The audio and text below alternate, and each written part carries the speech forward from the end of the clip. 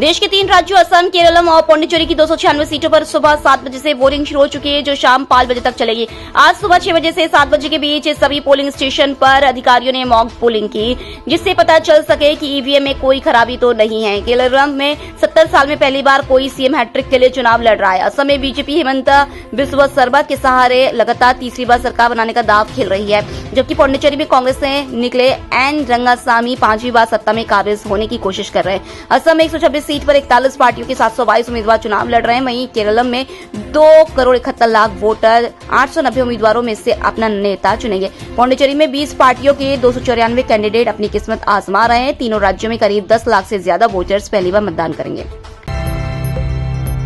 केरल के सबरीमाला मामले पर सुप्रीम कोर्ट में बुधवार को सुनवाई के दौरान केंद्र सरकार ने जनहित याचिकाओं की उपयोगिता पर सवाल उठाया। कोर्ट में दायर लिखित दलीलों में सरकार ने कहा, जनहित याचिका को न सिर्फ परिभाषित बल्कि पूरी तरह से खत्म करने का समय आ गया है।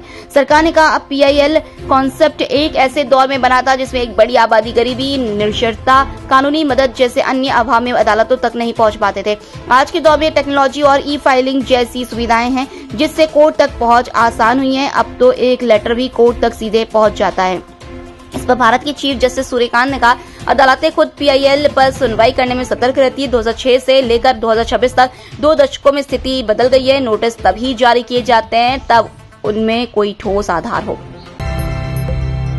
प्रधानमंत्री नरेंद्र मोदी की अध्यक्षता में बुधवार को कैबिनेट बैठक में नारी शक्ति वंदन अधिनियम में संशोधन के ड्राफ्ट बिल को मंजूरी दे दी गई है। इस प्रस्ताव के तहत लोकसभा की सीटें मौजूदा 543 से बढ़ाकर 816 की जाएंगी, जिनमें 273 सीटें महिलाओं के लिए आरक्षित होंगी। सरकार ने बजट सत्र को बढ़ाते हुए 16 से 18 अप्रैल तक संसद का विशेष सत्र बुलाया। उसमें इस संशोधन बिल को पारित किए जाने की संभावना है। संसद से मंजूरी मिलने के बाद यह कानून 31 मार्च 2029 से लागू होगा। उसी साल होने वाले लोकसभा चुनाव और कुछ राज्यों की विधानसभा चुनावों में पहली बार प्रभावी होगा। प्रस्ताव के मुताबिक आरक्षण वर्टिकल आधार पर होगा, यानी अनुसूचित जाति और जनजाति की आरक्षित सीटों में भी महिलाओं के लिए हिस्सा तय किया जाएगा।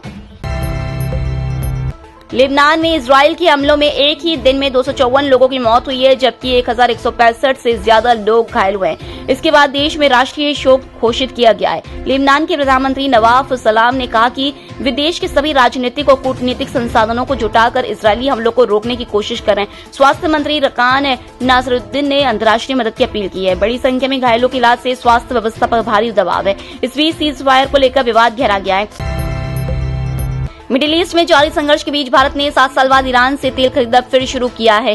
शिपिंग डेटा के मुताबिक जया नाम का टैंकर ईरानी क्रूड लेकर भारत के पूर्वी तट की ओर आ रहा है। यह टैंकर पहले गुजरात के वड़ीनार पोर्ट की ओर आ रहा था। इसमें करीब 6 लाख बैरल कच्चा तेल लदा था, लेकिन फिर यह चीन की तरफ मुड़ गया। तब बताया गया था कि पेमेंट दिक्कत की वजह से ये भारत न आकर चीन जा रहे हैं।